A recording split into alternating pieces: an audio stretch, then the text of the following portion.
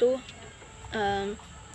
yang pertama sejarah perkembangan abad klasik, yaitu abad klasik Yunani ini muncul pada abad ke-6 sebelum Masehi atau sekitar 500 sampai 600 tahun sebelum kelahiran Yesus Kristus ke dunia.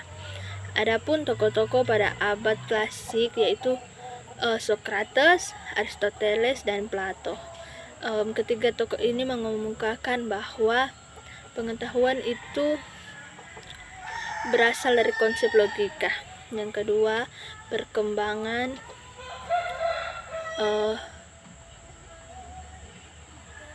pada abad gelap.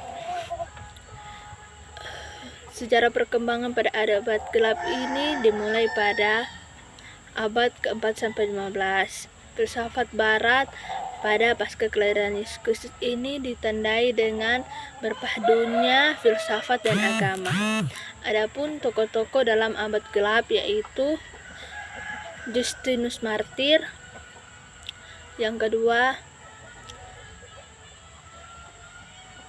Clemens. Mereka mengemukakan bahwa filsafat itu merupakan ajaran Kristen. Yang ketiga yaitu sejarah perkembangan abad modern. Sejarah perkembangan abad modern adalah berawal dari abad ke-16 sampai ke-19. Filsafat ini didahului oleh pergerakan filsuf yang menentang dominasi gereja pada pertengahan abad ke-16. Adapun tokoh-tokoh dalam abad modern yaitu yang pertama John Locke, kedua Immanuel Kant, dan yang ketiga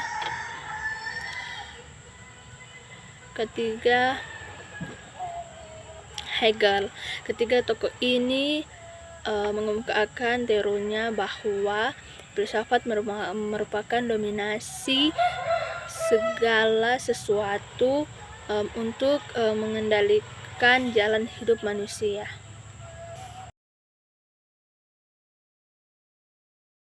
Baiklah, saya akan menjawab pertanyaan dari nomor 2 yaitu aliran-aliran filsafat modern.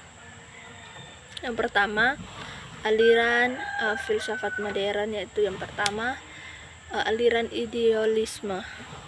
Idealisme merupakan aliran yang berpaham melalui ide-ide atau segala sesuatu pemikiran melalui ide.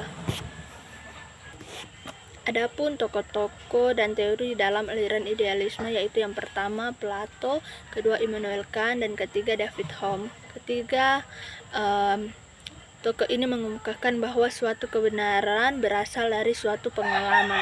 Yang kedua yaitu aliran rasionalisme. Rasionalisme. Aliran ini adalah suatu paham yang berpendapat bahwa kebenaran yang tertinggi bersumber pada akal manusia. Adapun tokoh-tokoh dalam aliran ini yaitu Randy Kratos, Barthes, Leibniz.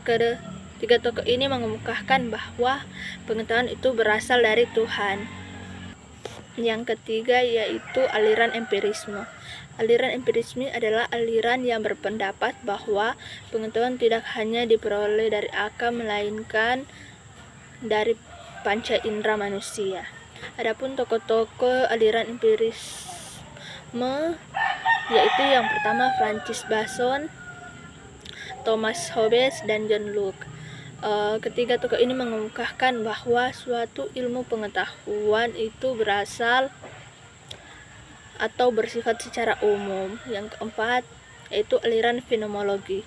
Aliran fenomenologi adalah deskripsi intuitif manusia terhadap objek sesuatu dengan penampakan diri atau fenomena objek tersebut. Adapun tokoh-tokoh dalam aliran fenomenologi yaitu Max Scheler mengemukakan bahwa agama dan filsafat merupakan dua entitas otonom sesuai dengan posisinya. Yang kelima yaitu aliran pragmatisme. Aliran pragmatisme adalah aliran dalam filsafat yang berpandangan kriteria kebenaran memiliki kegunaan bagi kehidupan nyata. Adapun tokoh-tokoh dalam aliran pragmatisme yaitu yang pertama William James, kedua John Dewey, yang ketiga David Hume. Ketiga tokoh ini mengungkapkan bahwa teori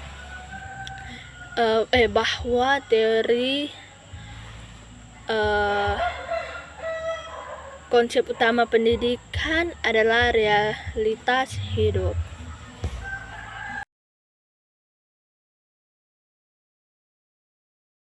Saya akan menjawab pertanyaan dari nomor 3, yaitu yang pertama, Pancasila merupakan suatu sistem filsafat karena sila-sila dalam Pancasila merupakan bagian dari satu persatuan yang tidak dapat dipisahkan.